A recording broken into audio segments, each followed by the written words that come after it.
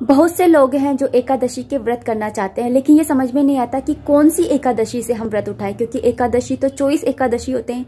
तो कौन सी एकादशी से हम व्रत उठाएं? तो देखिए दोस्तों, अभी थोड़े दिनों में ही यानी 13 जनवरी को मोक्षदा एकादशी आने वाली है। अगर आप एकादशी के व्रत उठाना चाहते हैं तो आप मोक्षदा एकादशी से उठा सकते हैं 13 जनवरी से। वैसे 4 एकादशी होती हैं जब आप उठा सकते हैं, जिनमें से है एक पहली है उत्पन्ना एकादशी। ये एकादशी के दिन ही एकादशी का जो है जन्म हुआ था भगवान जी से, इसलिए इसे उत्पन्ना एकादशी कहा जाता है और इस दिन भी आप व्रत उठा सकते हैं। दूसरी है मोक्षदा एकादशी जो अभी 13 जनवरी को आएगी। इसके अलावा तीसरी है देव उठनी एकादशी, जब देव जो है वो सो करके उठते हैं, दिवाली के आसपास पड़ती है। और चौथी है निर्जला एकादशी। तो इन 4 एकादशियों से आप अपने व्रत जो है एकादशी के वो उठा सकते हैं। और अभी 13 जनवरी पे जो एकादशी पड़ रही है, अगर आप उठाना चाहें तो ये व्रत आप 13 जनवरी से उठा सकते हैं, मोक्षदा एकादशी। सर पूछा जाता है कि एकादशी का व्रत किस उम्र से शुरू करना चाहिए और किस उम्र तक के लोग इसे कर सकते हैं। एकादशी का व्रत 8 साल के बच्चे, चाहे वो लड़का हो या लड़की हो, इस उम्र से स्टार्ट कर सकते हैं और लास्ट आप 80 उम्र तक, या फिर अगर आप में सामर्थ्य है आप कर सकते हैं तो 80 साल की उम्र के बाद में भी आप इस व्रत को कंटिन्यू कर सकते हैं। एकादशी का व्रत कौन कर सकता है? क्या ये व्रत सिर्फ विधवाएं औरतें ही करती हैं या ब्राह्मण ही कर सकते हैं?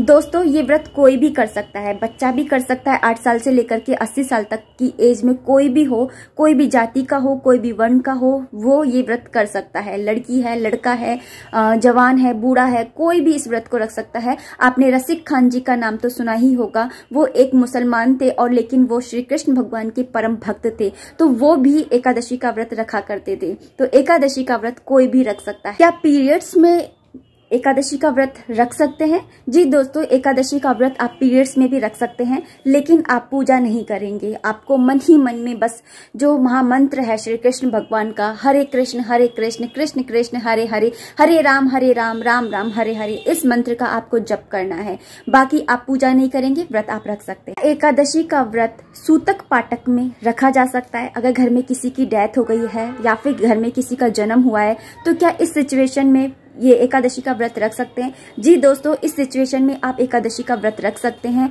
बस आप पूजा नहीं करेंगे। महाभारत में श्री कृष्ण भगवान ने 5 पांडवों को एकादशी का व्रत करने की सलाह दी थी और उस टाइम पर उनके अपनों की मृत्यु हो रही थी, मतलब कि उस समय उनके घर में भी सूतक पाटक चल रहे थे और उस महाभारत के युद्ध के समय में ही उनके घर में जन्म भी हो रहा था बच्चों का। तो जो ये एकादशी का व्रत है वो सूतक पाटक में और किसी की मतलब जन्म हो रहा है या डेथ हो रही है उस टाइम में भी आप रख सकते हैं, बस आप पूजा नहीं कर सकते। एकादशी का व्रत जो होता है वो 3 दिन का व्रत होता है, जिसके अंदर आपको 3 दिन तक नियम का पालन करना होता है। अब इसका मतलब ये नहीं है कि आपको 3 दिन तक भूखे प्यासे रहना है, नहीं, आपको 3 दिन तक भूखे प्यासे नहीं रहना है, लेकिन 11 वाले दिन तो आपको व्रत रखना ही है। लेकिन 10वीं वाले दिन आपको शाम के टाइम से सूर्य जब अस्त होगा उससे पहले पहले आपको भोजन ग्रहण कर लेना है। भोजन भी सात्विक भोजन, जिसके अंदर आपको प्याज और लहसुन का यूज नहीं करना है, आपको मसूर की दाल नहीं खानी है, मांस मदिरा इन सब का यूज नहीं करना है।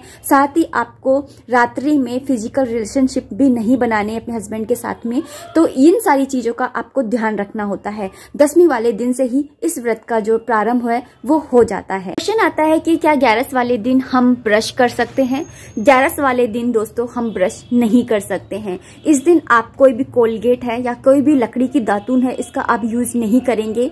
आपको बस उंगली से ही अपने दांतों को साफ करना है और 12 बार कुल्ला करना है। 12 बार कुल्ला करने का मतलब होता है आपका मुंह बिल्कुल एकदम साफ हो गया है। अगर लेकिन फिर भी आपका मन नहीं माने तो आप जो कोकोनट ऑयल होता है उस ऑयल को अपने मुंह में, अपने दांतों पर लगाइए और उसके बाद में उंगली से साफ करिए और फिर कुल्ला कीजिए। इस तरह से आपके दांत जो है एकदम साफ हो जाएंगे। वो कहते हैं ना कि ऑयल का जो आजकल चलने लगा है कि ऑयल से दांतों को साफ करना, जिससे मसूड़े मजबूत होते हैं, तो आप वो कर सकते हैं। तो इस तरह से आप अपना जो मंजन है वो करेंगे। इस दिन आप कोलगेट है या किसी भी प्रकार की जो दातुन वातुन आती है उसका यूज आप नहीं करेंगे। एकादशी के व्रत में स्नान का बहुत ज्यादा महत्व होता है। जब आप स्नान करते हैं तो उस टाइम पे आप कोई भी तीर्थ स्थल का पानी उस अपने नहाने के पानी में मिलाइए और उसके बाद में आप स्नान कीजिए। अगर आपके पास में किसी भी प्रकार का तीर्थ स्थल का पानी नहीं है तो आप आंवला जो होता है उसे डाल करके फिर स्नान कर सकते हैं। आंवला का एक अलग ही महत्व होता है। एक आंवला एकादशी भी आती है, उस दिन अगर स्नान किया जाए तो उसका तो महत्व और भी बढ़ जाता है। लेकिन आप अगर नॉर्मल एकादशी वाले दिन भी आंवले का इस्तेमाल करके नहाते हैं तो उससे भी आपको बहुत अच्छा शुभ फल मिलता है। लेकिन अगर आपके पास में आंवला भी अवेलेबल नहीं है तो आप दूध की 2 बूंद डाल करके और फिर भी स्नान कर सकते हैं। एकादशी के दिन बालों को धो सकते हैं? नहीं दोस्तों, एकादशी वाले दिन बालों को नहीं धोना चाहिए। बाल धोना पाप की श्रेणी में माना जाता है। इसलिए एकादशी के दिन जिस तरह से चावल नहीं खाए जाते हैं, पोई नहीं खाए जाते हैं, मांस मदिरे का यूज नहीं किया जाता है, प्याज लहसुन का उपयोग नहीं किया जाता है, दालें नहीं खाई जाती हैं, वैसे ही बालों को भी नहीं धोया जाता है। क्या व्रत में एकादशी की कथा पढ़ना अनिवार्य है? जी दोस्तों, एकादशी के व्रत में एकादशी की कथा पढ़ना अनिवार्य है। जब आप पूजा करते हैं नहा करके स्नान करने के बाद में, तो आपको पूजा के स्थल पे एक जल के लोटे में पानी लेना है। उसमें उस पानी में आपको गंगा जल मिलाना है। गंगा जल नहीं है तो आप आंवले का जल भी मिला सकते हैं। गुलाब जल मिलाइए और उसके बाद में भगवान के सामने दिया जला करके और आपको कथा पढ़नी होती है। बहुत से लोगों का ये क्वेश्चन होता है कि एकादशी के दिन आखिर अन्न को ग्रहण क्यों नहीं करते हैं? देखिए दोस्तों, जैसे पाप होता है ऐसे पुण्य होता है, जैसे पुण्य होता है ऐसे पाप होता है। ये 2 चीजें होती हैं। जैसे सुबह होती है तो रात भी होती है, दिन होता है तो रात भी होती है, अच्छाई होती है तो बुराई भी होती है। ऐसे ही अगर पुण्य है तो पाप भी होते हैं। एकादशी को ये वरदान मिला हुआ था कि एकादशी का जो भी व्रत करेगा उसके सारे पाप जो है वो नष्ट हो जाएंगे।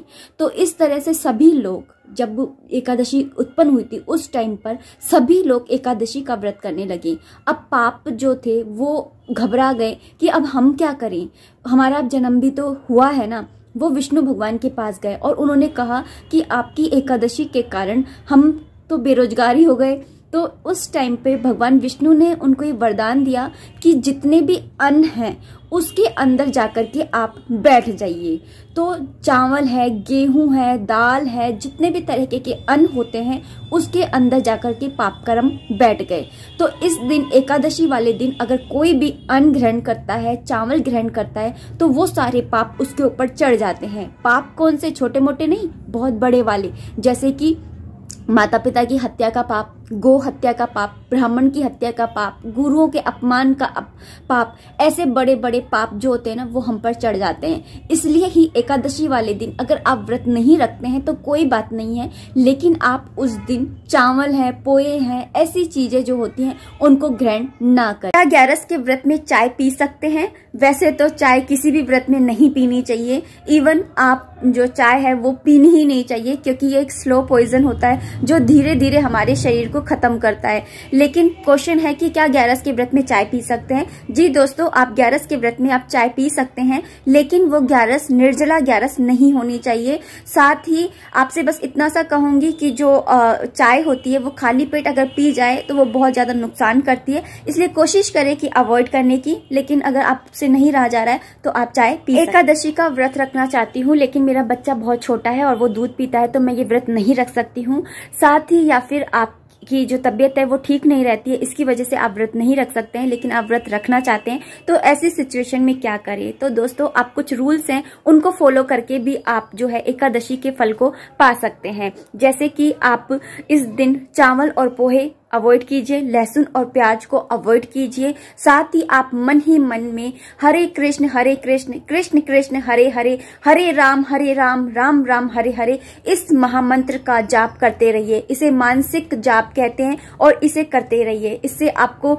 वही फल मिलेगा जो आप ग्यारस के व्रत करते समय आपको मिलता है।